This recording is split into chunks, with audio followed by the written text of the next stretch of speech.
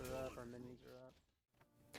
What's going on, everyone, and welcome back to another update patch notes review. And today we have 11.5, the Galactic Frontier. Basically halfway through the year when it comes to, well, I guess it's almost halfway because usually it ends around like 10.13, or well, last year I think it ended at 10.13, so we're almost halfway through the year for Smite. Somebody's screaming out there, nice. But yeah, doing another patch notes review. As always, the URL will be in the description down below if you'd like to take a look at the patch notes yourself.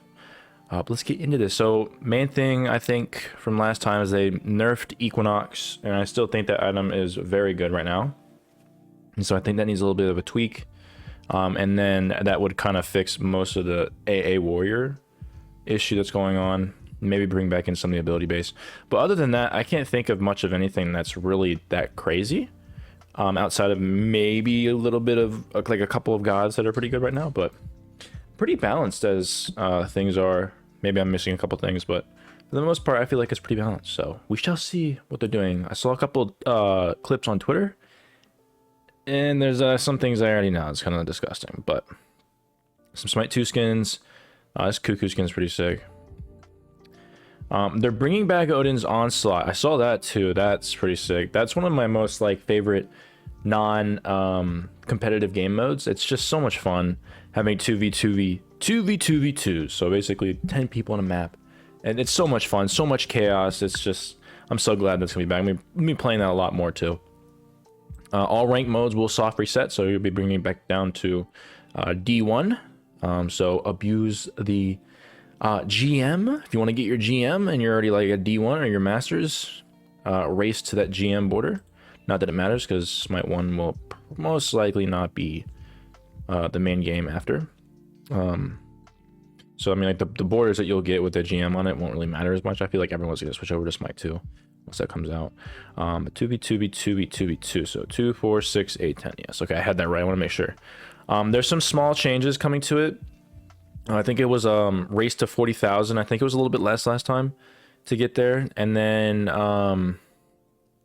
I think they're making it to where, like, I remember last time it would be more about you farming your camps to win, whereas, you know, attacking and getting kills wasn't as important. So a lot of the times you'd be just AFK farming to win the game, when it's kind of the opposite of how you should play it, I feel. So they're kind of switching those two to where you get more golden XP and stuff like that for getting kills rather than just doing, you know, buff camps and stuff like that.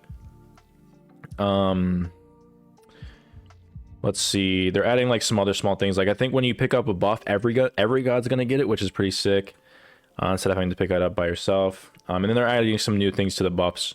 I can't remember exactly what the ones before did, and that doesn't tell you here, but you get, like, you know, basically based on what you know on like Conquest or Joust or Arena, for example, whatever buff they usually give you is what they're going to give you now, just with a couple other changes. Like red buff gives you cooldown, which is pretty sick. And then they're banning some gods here that were pretty broken. Bakasura being really one, and then Yanis just being able to go through walls and shit, and Cleo as well. Some slash things, some duel. I heard that most of these bans, they're bringing back a lot of the meta gods. So you have, let me see if it's right.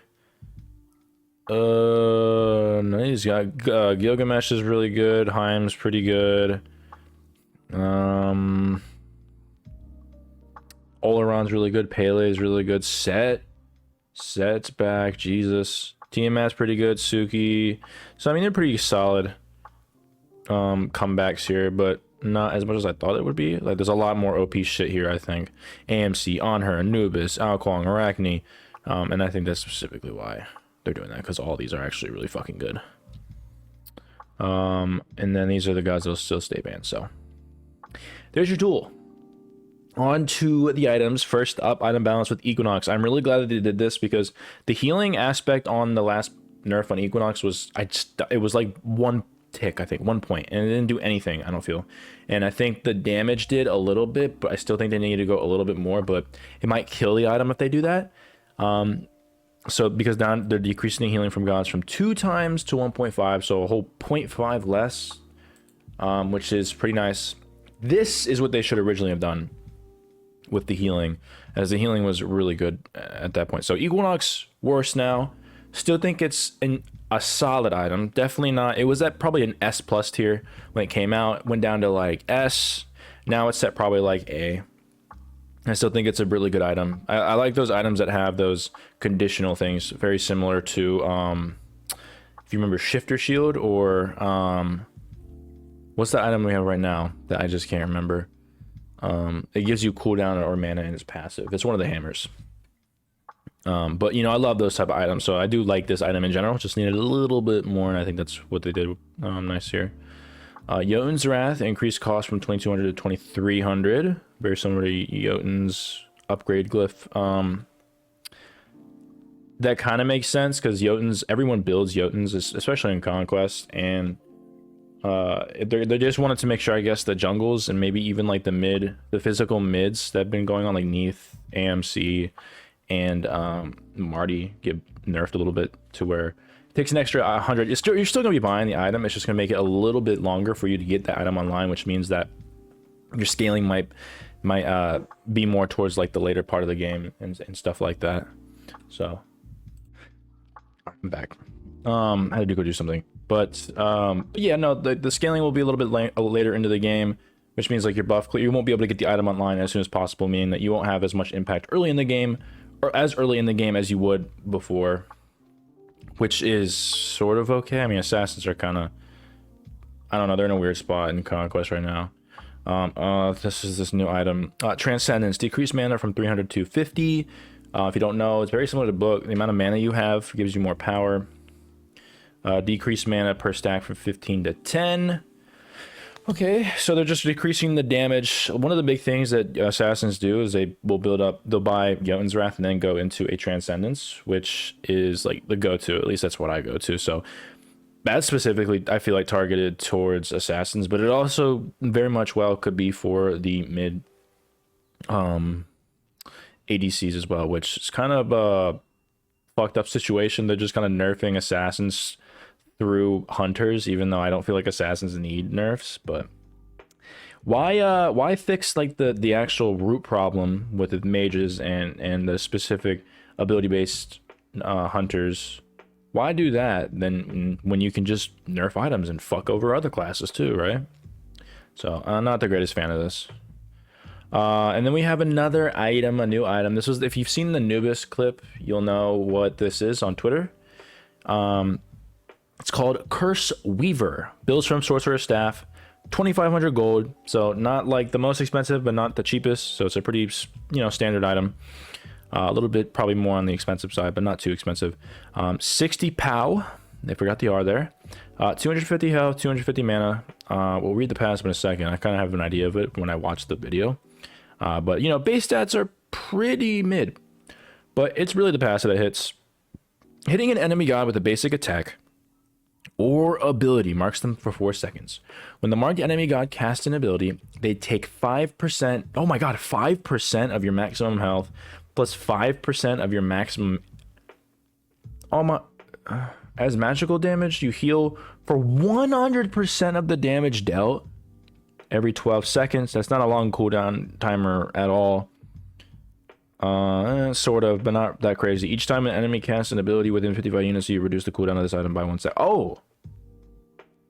Okay, that's disgusting. So anytime a god... Okay, so this specifically counters the fuck out of gods that spam. So, King Arthur, Artio, other gods like that spam out abilities. Jesus, Cullen. 5% of your maximum health is a lot. Especially considering the fact that you also get 5% of your maximum mana. And it gives you 250 mana, 250 health, whatever. And then anytime an enemy casts an ability with near you, that's like any type of team fight that you're in, you're just gonna always have this up. Jesus Christ. Okay. So what I'm getting from this is that gods like Kukul Khan, who gets like 3,000 mana based on just getting your book and other items like Soul Reaver, Poly, for example. Plus this, now you're gonna have an extra basically 300 mana. I mean, usually you'd get up to like 3k or close to it. So let's do 5% of 3k. That's 150 damage of just your mana, and you usually have around a little over 2,000 health. Let's just be conservative and say you have 2,000 health exactly. That's 100 damage. So 100 plus 150, it's 250 damage. Now it's every 12 seconds, but I mean, if you're near an enemy, that's pretty disgusting. So gods like that have a lot of mana pool or health pool are going to be really good. I think this item's going to be really good on like a god like Cuckoo, who will be able to use this, because I mean, also with this passive giving mana just to make his damage even more. Building Soul Reaver, giving you that extra damage based on his passive, plus this based on your maximum mana, you're doing probably close to almost close to 300 by the end of the game extra damage. And then I mean, that's already 400 damage in procs, basically 400 to 500 damage if you're counting Soul Reaver just on an ability or a basic attack. Now of course the enemy has to use an ability, but I mean, it's a lose-lose situation for you if you're hit by this ability, because you see the mark, you have to pay attention to the mark. So that's an extra thing you have to pay attention to, as a billion other things that are happening on in the game as well. You have to be, okay, I have this mark on me, I'm very close to dying, I can't use my abilities for 4 seconds. So you're just sitting there just like, all right, can't use anything for 4 seconds, I'm gonna take more damage, just do nothing. Or you're gonna have to be like, all right, fine, I'll use this damage, and then you use your ability, you say fine, I'll use this ability, and then you get damaged. So it's like a lose-lose situation for the other person who gets hit by this. So that's pretty disgusting. I also think gods, like, because this is a magical item, so you don't have to worry about it on guardians and mages. Another class that I'm just now thinking of it because of the maximum health, Jing Chen Guardian might be disgusting with this item. If you don't know, Jing Chen just has health for days. You can get up to like 4,000 health without even trying. And 4,000 health, 5% of 4,000 health is 200 damage. You stack that with like an E-Staff, for example. I mean, that's pretty disgusting. You don't die because Jing Chen, you don't even need to build a lot of protections because of how much health you have. So, I mean, if you build like an E-Staff or a Soul Reaver plus like the Curseweaver, and you have like Glad Shield, and then you also have, I don't know, like Void Damaru, like that's just so much damage. And you're tanky at the same time. And actually, I'm thinking about it, if you buy E-Staff, this makes it to where this item does even more. So guys that build E-Staff in with this is going to be really disgusting. And then obviously I think gods, and then not even you're also gaining health. You're gaining 100% of the damage dealt. So not only does this have all that, you have to worry about, now you have to get anti-heal because you heal for 100% of the damage dealt. That's, I mean, if you're thinking about it, you're just getting 200 to 300 health just by using this ability, or using this item with an ability or an auto. Actually, this is pretty disgusting. I also think it's gonna be good on gods like who can build sort of hybrid. So I mean, think of like an Ao Kuang. An Ao Kuang might be very good with this. Anubis would probably be very good with this. And then like a hybrid Hades would be really good with this as well. So I think E-Staff's gonna be really good with this. Soul Reaver is gonna pair good with this. I just think this is like a win-win or a lose-lose situation for anyone who gets hit by this. And the only thing that's bad about it, I feel like, is its base stats. But I mean, these stats also synergize with its passive, so that's still really good. 60 power isn't that much. And then also maybe you're exchanging this item for a tank item, or I mean, I don't think you really are. I mean, you can build this with Ethereal Staff, or you could just build this by itself and it'd be really good. As like a tank. I think it's gonna be a really good tank item, and then like maybe a couple of mages, but specifically on tanks, I think this is gonna be really good. So watch out for this item. I might be wrong, but based on what I'm reading, this thing looks disgusting. So we shall see. Specifically on your solo lane like Cerberus, I mean Sobek might be really fucking good with this. It's just any guy that has a lot of health or maximum mana. Usually with the Guardians, you're gonna be tanky, gonna do even more damage with this. So, good luck with this. I did not see this item. It's a new item. How many more other items do we have? Okay, I think it's just 2. Duality. Duality. Okay, builds from the balanced blade. So is this an item for? Okay, no, it's not. Okay, I was gonna say, man, it might be. Is Balance Blade, it builds from Kin's Aussie and Exi, right? I think it would make sense to attack speed and power. Okay. 40 physical power, pretty solid, and a 15% attack speed. 2,700 gold. That's a lot, though. That is a lot. I'm guessing it's passive. Once every 5 seconds, your next basic attack has half of its damage converted to physical ability damage. This damage can trigger ability item. Oh. Okay. Well, the name makes sense. Duality. Wait, hold on. Every 5 seconds, your next basic attack has half of its damage converted to physical ability damage. Okay, so half of its damage. So if your basic attack does 200 as a hunter, for example, or something, 180 or whatever, it's basically doing 90, and then the damage going over that triggers item effects, damage item effects like Crusher, Heartseeker, will now do, okay, so it'll do half the amount of damage from your basics, which then will trigger a bit. Okay, so Crusher, Heartseeker, Glad Shield, although wait, converted to physical ability damage. I don't know. I don't think this does this work on Glad Shield? Hold on, let me bring that up. I just want to read the exact verbiage here. When damaging an enemy god with an ability, you do an additional 15 plus 20% of your protections from items and abilities as physical damage. So when damaging an enemy with an ability, okay, so I think this does proc this based on what it says every time that you damage an enemy god with an ability, which now this damage it converts into physical damage, physical ability damage. Yeah, physical ability damage. I think it's the ability part that makes this. So I think a Glad Shield does work on this. I mean, that's pretty good. The first god that I think of, well, is it good? The only god that I can think of right now that would be really good with this is probably Medusa. Keep on saying Medusa, because she kind of goes hybrid. You can build Crusher on her. You can build Heartseeker on her. And you can just use your autos and weave in and out with that, and it'll make it proc more. I'm thinking about like ability-based gods like Marty or AMC, but I mean your abilities already proc those items anyways.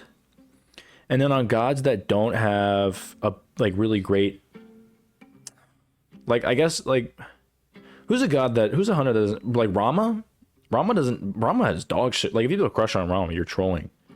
But now you keep autoing, you use like your autos, you can actually proc like Crusher or Heartseeker, although why would you ever buy Heart? This seems like an item maybe for warriors? Although it's so expensive. I feel like if you're gonna buy this item and you're gonna build another item like Heartseeker or something, I feel like you're going out of your way to just build that item just for the effect of this item, and I feel like that's kind of bad. Like I can't imagine you building this on any of the warriors that I can think of, like Vamana or like, yeah, I don't really know. I mean, this is physical, so I guess it works on assassins too. So assassins, warriors, and hunters. I think this might be more of like a hunter item. Maybe like a Kali or something. All right, sorry, somebody knocked at the door. Some Mormons or something. Jesus, I don't know what that was. Anyways. I mean, yeah, this item just doesn't seem all that great to me. Outside of like, I think this might be a niche item. I mean, for that amount of gold, and like I'm looking through these items, like obviously, I don't think all of these items are here. I don't think, actually a lot of these items aren't here. But either way, like if we look at like physical power or something, like I mean, you got Crusher. Hydra doesn't really count because you're using an ability for your next auto, so that doesn't really count. Heartseeker, you got Heartseeker. I mean, I'm not seeing much of anything here, and like anything that uses your autos or already have items for that. I mean, you got Crusher and Heartseeker. Am I missing something? Am I reading this wrong? Let me know in the comment section down below if I'm missing something here, because I don't think this item's all that great. It's pretty cool, I guess. There's like certain, like, this would be really good on like Medusa, I think. This is the only god I can think of. Maybe I'm just like completely wrong here, but I don't feel like this is that great of an item for the price of it, because there aren't enough physical items that would be really good with this. I mean, if you buy Glad Shield on like an AA warrior, I feel like you would proc Glad Shield, sure, but like you don't get the attack speed that you normally would with AA war. I don't know. Maybe this is just for hunters, and maybe like on a, like I was saying, like Rama, maybe you could buy Crusher or something, but like it just doesn't really synergize with a lot of the physical items that have ability item effects. So maybe I'm missing, maybe like Soul Eater. I don't know. I actually have no idea. I don't think this item's that great. This item's really good, I think, but this one, maybe I'm missing something, or maybe this item just doesn't seem very good at all to me. I don't know. Doesn't seem that great to me. Let me know though. Cursed Orb, decreased cost from 650. So this item, after they changed it to flat pen, I mean, it's like on certain gods, it's more of a better pickup, but like it's such an expensive item, especially for why you want to build it early game. You delay your items so much. Why would you get this item when you can get like a Desolation for 400 less? So this is good that they're decreasing it. Overall, it is 150 less. Which it's still a really expensive item. It does give you a lot of stats. I don't think we're gonna go back to a Doom Orb meta. At the one point, Doom Orb was the start of it, but hey, who knows? Maybe we will. But I mean, they buffed Desolation so good that like I think you just go Desolation first off, and I think you're pretty chilling there at the most in most games. If you're like a Morgan or Poseidon or something, that might be different. You might pick this up even more, but think it might need to just and Doom Orb is in a weird spot for me. Cyclopean Ring, increased passive damage from 8% to 9%, an extra 1%. Personally, I like this item. I think it's an underrated item. It gives you a lot of stats, and a weird stat, it gives you cooldown for some reason, which is nice actually, but it's a pretty expensive item though. And it decreased cooldown from 10 seconds to 8. Okay, so every 8 seconds now. Okay, that's feeling a lot better, because this is basically the magical kin size. It's just that kin size procs on every tick, which is why like the max health percentage is so much lower. But I mean, if they're gonna up it to basically 10% every 8 seconds, that's pretty fucking good. That's pretty fucking good. I think this item's a lot better. If you're gonna be playing your magical ADCs, you're definitely picking this up every single time, I feel like. Bancroft's Talent, decreasing it by 100 gold. Not too bad. Not really many guys pick this up, but the guys that do want to pick it up, they kind of have to. They're upgrading the okay, so it's decreasing cost from 31 to 3,000, which is still really expensive. Added to basic attack power per passive stack. Okay, so this item actually gives you attack speed based on how much power you give, I believe. And now you're telling me it gives you 2 basic attack power per stack too? That's pretty good. Hold on, let me check. Let me see how many stacks you get with. I haven't fucking bought Nibble Rod in so long. Okay, so for every 30 magical power you have, you gain 2% attack speed, which means, I mean, if you have 500 power, what is that? 3, 6, 9. I don't know how to do math in my head right now. What's 9? What's 9? It's like 55 or 5 stacks. 3, 50. I don't know how many. I can't do math. Hold on. It's fine. Either way, you're still getting an extra 2% damage with your autos, right? 2 basic attack power per passive stack. That's really fucking good. Because on top of that, this makes this item way more valuable on your gods that go auto attack base. So this might be a pretty solid pickup as well. Might be something to think about. Decreased by 100 gold. Black Thornhammer. I love this item, but just hasn't been that great. They keep buffing it. Increased physical power from 35 to 40. Increased health from 300. Jesus Christ, that's a lot of fucking health, man. That's a lot of health. Is this like one of the best items for health? This might give you the most health out of any item or close to it. Jesus. So I mean, if you think about it, they just nerfed Equinox, so this item might come back in the meta as well. 40 power is pretty fucking good. That's pretty fucking good. And then, I mean, it's a pseudo tank item, remember, and you have cooldown. And if you don't have cooldown, then you have infinite mana, basically, because it does give you a lot of MP5. I mean, it gives you everything that you want earlier in the game, especially as a solo laner. So this might be a way to combat that Equinox meta that everyone's just picking up the item. So ability-based warriors might be picking this up, which I like, because I like this item. Remember, pseudo tank item gives you 350 health, no protections, but 350 health is basically like protections. Let's not kid ourselves. So pretty solid. Warding sigil. This item's an underrated item in my opinion. Removed health. Okay, added 20 magical power, increased physical protections from 10 to 15. 15 prots right out the gate. That's pretty good. Oh, and now guardians can pick this up, or mages. I just realized what that adding 20 power implies. Yeah, because you couldn't build this on guardians, I don't think. Right? You couldn't build this on guardians. No, I don't think you could have. Or if you could, you didn't get any magical power. I don't think I've ever built or even thought about building warding sigil. I don't think you can buy this on guardians, but now you can, or mages. Which is pretty good. You might see some exploding guardians, make them even more disgusting. Remove health, added 35 power. Increased protections, nice. Increased healing from 1% to 2%. Okay. Sigil getting some love finally, even though I think it's under. I'm gonna be picking this item up a lot more. I think this item was already underrated on specific gods, but now it's pretty solid. And you can actually build this on a lot of guardians as well. Like you could be like a Jing Shen jumping in, or like a fucking. You could be a Cthulhu. Ooh, how would that work? That'd be kind of crazy. In your ult, you just increase 2% of your health. That might be nasty. Infused sigil, removed health, added 45 power, and then increased the protections by 10. Jesus. I mean, they're removing the health, so you aren't getting like the benefit. You aren't getting the benefit of that. But I think the protections plus the fact that you can build this on guardians is a lot better. That's pretty good. I'm gonna be seeing a lot more solo lane guardians and a lot more guardians just picking this up in general. Maybe we'll see. Banning or nerfing Bologna. You can see Jesus a lot here. Which is good. This god was disgusting with Equinox, especially with their Scourge. Okay, so that's pretty good. This does also help ability-based warriors, so they're trying to get them back in the game. I think they're doing a pretty damn good job of that right now, too. Banning or nerfing a lot of that shit. Decreased protections from 5 to 4 per stack, and then decreased movement speed from 3 to 2.5.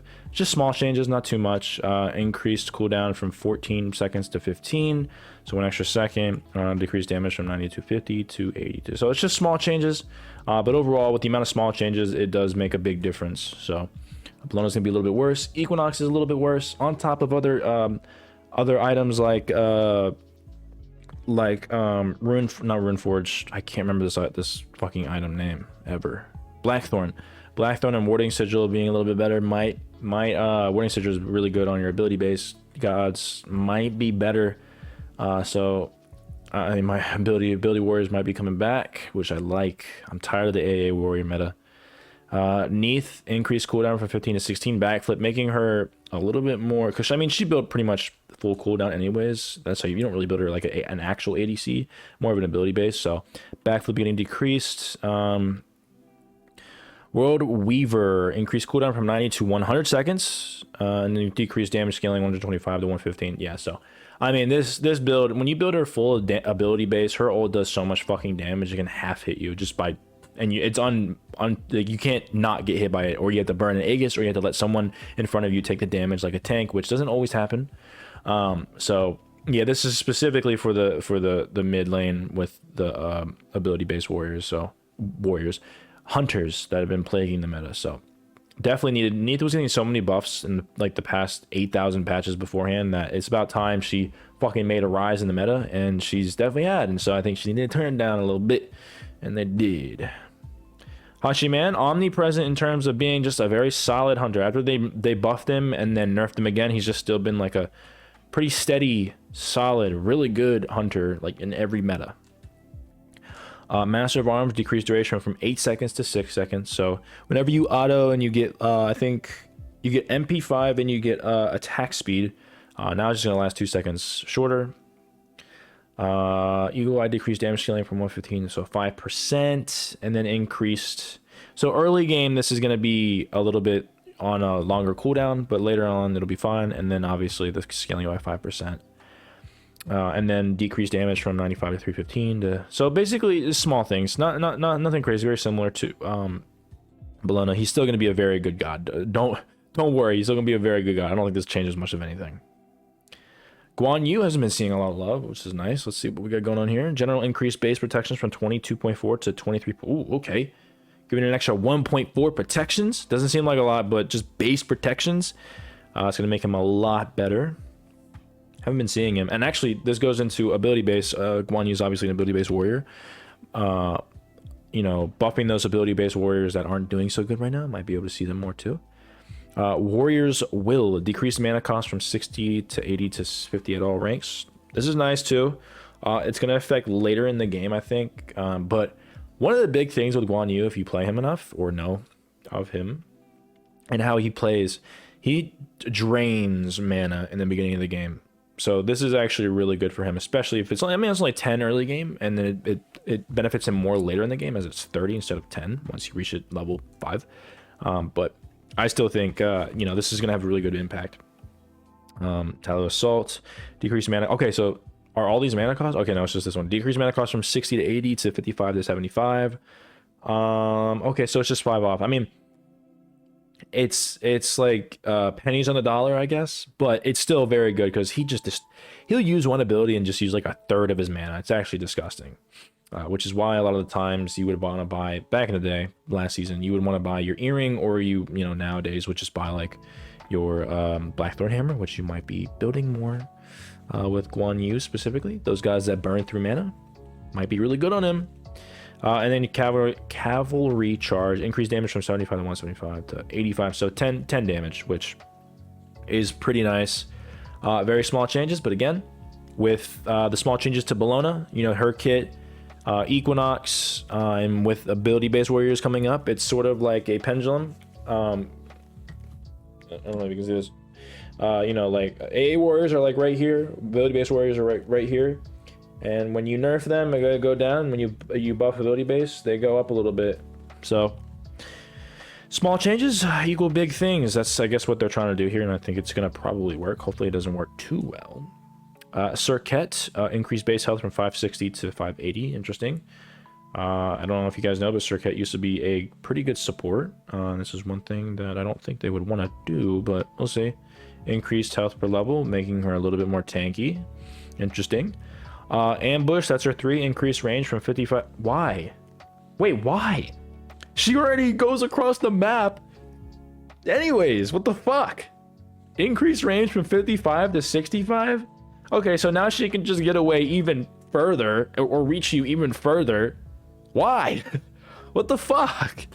Okay, so now you can just like fucking jump across the entire map instead of jumping across fucking 75% of the map. Like, Jesus Christ.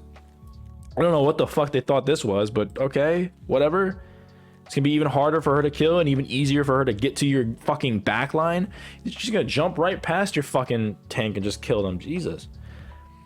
Increased damage scaling from 120% to 130%. Okay, so one of the big things about Circuit, she didn't have a lot of good scaling. In order to make a good jungler instead of a good support, you want scaling rather than just raw damage, which they toned back a lot. But Circuit was in the greatest spot anyways, so I mean, I don't necessarily mind the buff, but I don't know about the fucking range, boy. But 10% is a lot. That is a lot. Terra finally getting some love, although she did get a little bit of love with her 1, but that wasn't really that crazy. Crushing Earth, decreased mana cost from 60 to 80 to 50 to 70. That's pretty nice. Yeah, I mean, she runs through mana as well too. Increased heal per tick 2 to 10 to 4. Okay, so they're doubling her healing. One of the biggest things with Terra is her monolith. You know, any god that has a lot of healing, you can think about items that would benefit with them. But with Terra, she didn't heal that much. I guess it could proc healing items technically, but it doesn't heal that much. So doubling her healing might be pretty interesting. Might have to see how that feels. Because you'd stand it in, you get like 2 ticks, and I'd be like, oh, this is kind of dog shit. I'm not healing. Earthen Fury, decreased cooldown from 90 seconds at all rank to 90 to 70. Nice. Okay, so when you level this up, you're already sort of building cooldown on her anyways. So this might be pretty good. You're gonna be spamming out your ults, doing more damage, shit like that, protections, all the good stuff that fucking ult gives. That's really good. Terra finally getting some love. I do love Terra's a high skill god, and I think she's very good in the right hands. Merlin, we're buffing Merlin. Why are we buffing Merlin? I mean, I guess I'm gonna play him more often, but why are we buffing Merlin? Increased damage from 10 to 20, and that's his passive. Increased damage from 10 to 20. Increased damage scaling from 15% to 20%. Okay, 5% extra damage scaling and 10 extra damage. Okay. Decrease cooldown from 16 to 12 to 14 to 12. Okay, so early game, it's gonna be a lot better. This is only on the Dragon Stance, though. You don't usually use the Dragon Stance unless you're trying to PvP. Your Ice form and your Void form is a lot better in terms of either CC and damage, or CC and clearing, while as the fire one does more damage. Decrease cooldown from 18 to 14 to 16. Okay, so not crazy. This is probably the best part of it. But, yeah, I don't know why we're buffing Merlin. Alright.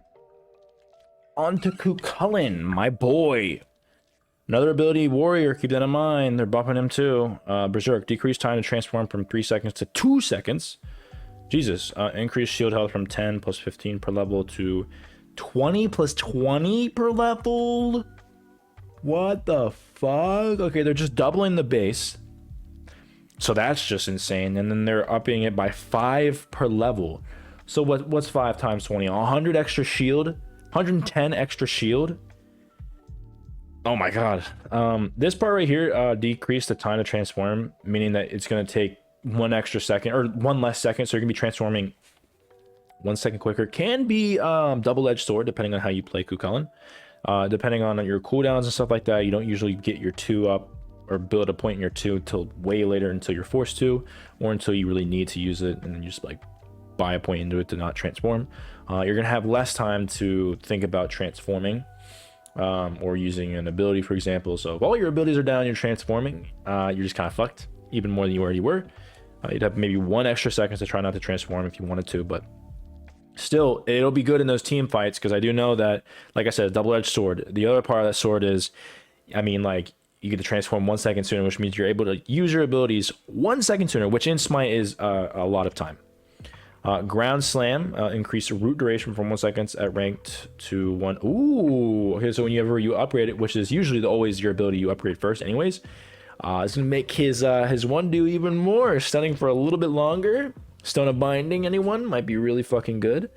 Okay, these buffs are really good for him. Increased movement speed from 5% at all ranks to up to 9. Oh, baby, I'm playing the fucking cuckoo now. He was already in he wasn't like the worst warrior, but there's a lot of other warriors that were better, even in Joust. And oh boy, this man is gonna be he's gonna be tankier and do more damage and root longer. Let's go. I mean, me saying that he's gonna do more damage is me saying that like 1 second sooner you're gonna have more DPS. I mean, theoretically, I mean, you're gonna have 1 second extra to do more damage. So that's pretty good. I like that a lot. Again, another ability-based warrior they're buffing. Medusa, increased movement speed from 365 to 375. Interesting. I don't know why they would do that, but maybe they wanted to be a little bit faster. I don't know. Acid spray, that's her 2, increased damage from 100 to 300. And then 105 to 325. So just a little bit. Decreased cooldown from 14 to 13. Just small things. Nothing crazy. Maui, every single... Okay, this is his passive, though. Increased mark range from 55 to 70. Okay, so you're getting an extra 25 more units. I'm sorry, 15 more units. If you don't know, if anybody is rooted, or if anybody has hard CC, you get an extra 2 seconds. You have, like, you mark them or something, and your next auto will actually pull them in. So you can have more of a range to where now your passive and your autos will actually pull them in more, more often, because you have bigger range for your passive. Master Fisherman, remove self slow. Interesting. That's really good. If you don't know, Maui would throw out his 1 and he would just be very slow as he pulls you in. And then increase vortex strength by 15%. I'm pretty sure that means... Oh, I know exactly what... Okay, you throw the fucking thing, and you know, you slowly creep into him. Well, now it's 15% stronger. So now instead of going like this or whatever, it's gonna be like a fucking even a little bit faster. Oh, that's actually pretty good. On top of the fact that he's not self-slowed. That was one of the big things, is that he kind of self-rooted himself with his one. So a lot of times whenever I played against him, if he ever rooted someone and got them, I'd be like, all right, get free damage on this guy. Now, he's just going to be walking around doing whatever the fuck he wants while he's using his... That's a really good quality of life change. This is his 2. Yeah, this is his 2. Decrease cooldown from 14 to 10 to 12 to 10. So earlier in the game will have more impact here. And then his ult, decrease cooldown from 110 to 90 to 90 seconds overall, which I do like. Maui ult. Maui was really good when he came out, and it was basically his ult, his setup, and stuff like that. But he kind of fell off, and I think he definitely needed some changes. And I actually like, this is really good. I might start playing him more if I ever get the support role. Ymir may now rotate during the pre-fire of this. Let's go. So if you think of like a god like, I don't know, Oleron, for example, you throw out your 1 or whatever, and as you throw it out, you can like move your... So with Ymir, he would throw down his Glacial Strike and you couldn't move. You'd just be self-rooted in terms of throwing it down. Or not self-rooted. Self-rooted, you get what I mean. You throw down the 2 and it would just like... You couldn't move which direction. You couldn't change last second if you wanted to, but now you can, which is very nice for Ymir, so... A lot of quality of life changes for Ymir's recently, which is nice. Hera, double hit area increased by 50%. That's her 1, the one that, you know, punches together, which is kind of nutty, kind of crazy. Hera's gonna be hitting more abilities more often. Osiris, this ability can now, this is just 2. This ability can now be cast inside of walls. Previously, this ability cannot fire if over half the... Oh, okay. I was like, what the fuck does that mean? I didn't know it was half. So if half the... So a lot of the times, if you don't know, if you use your ability, or a lot of times you're like, I'm using my dash, I'm using my jump, I'm using my... But it's like, you're not actually, because the area in which you're using to jump, it's actually like inside of a wall. So the game's like registering that like you're not able to use it. You're not putting it in a valid location to use that ability, but now you can with Osiris. So you can just basically put this in the fucking wall and not hit anyone, and it'll work. So that's pretty nice quality of life. Major god balance. Ooh, okay. Oleron, another ADC, specifically with the Cyclopean ring buff, might be really good, and the Nimble Talon's Fang. No, Nimble Bancroft's Talon. Jesus. Touch of Fate. Oleron is a very disgusting guy in my opinion. Very underrated, especially once you get his ult up. He just does so much fucking damage. Touch of Fate, this is his passive. Increased critical strike chance cap from 70 to 100. Jesus Christ. If you don't know, he gets more power, he gets more critical strike chance. And let's see, increased damage from critical strikes from 30% to 40, extra 10%.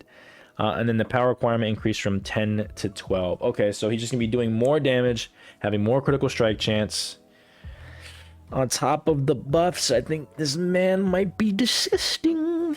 Might have to start playing some more magical ADCs because they seem to be very good right now. The ability, this is just 1. This ability now gains increased damage dealt the longer you charge it up to a maximum 20% increased damage. Ooh!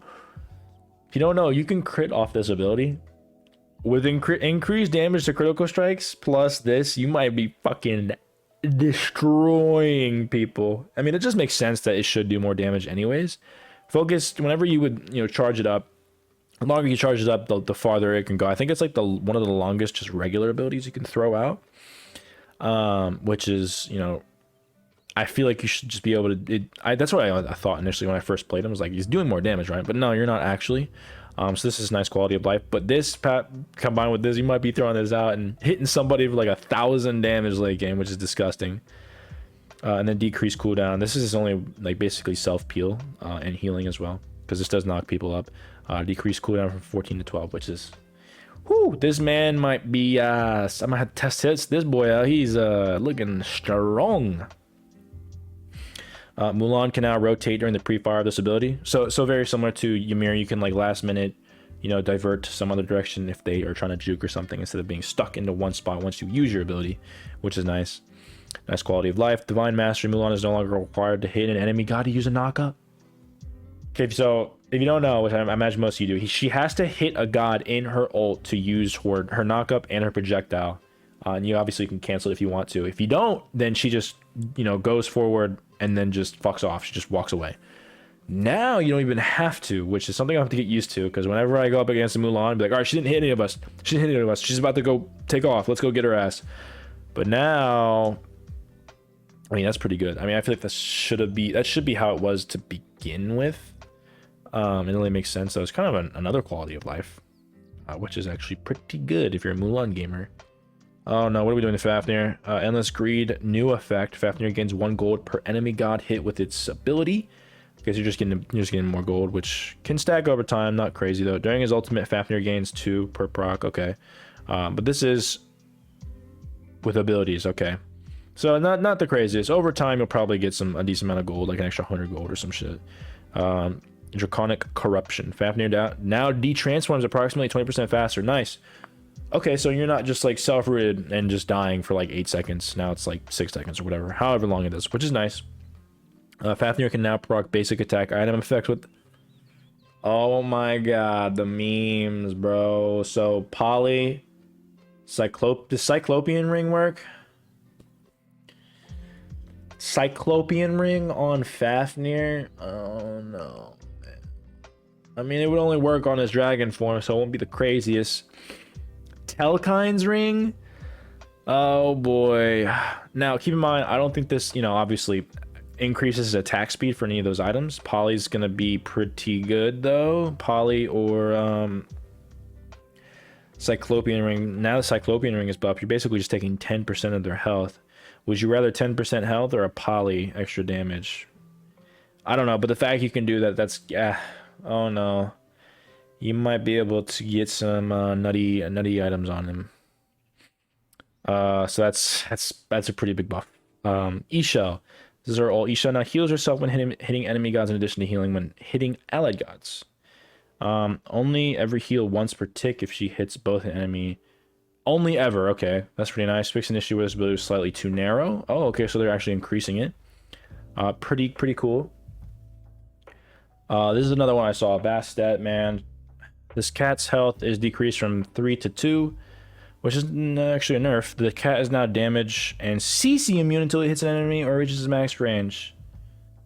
Alright, well, that's interesting. So you have to either hit an enemy or reach its maximum range before it's not CC immune or damage immune. Which, yeah, I mean, to be fair, it should be like that. The initial hit of this ability now damages and roots all enemies in a 10 What the fuck, dude? So this is like a Scylla root now? If you don't know, a Scylla, she just throws out her 1 when she maxes her 1, and it just like anybody within like the immediate radius also gets fucking... Oh, Jesus. Okay. That's cool. They didn't share about the specific thing that I thought they were going to do. I think it might be below or something. I don't know.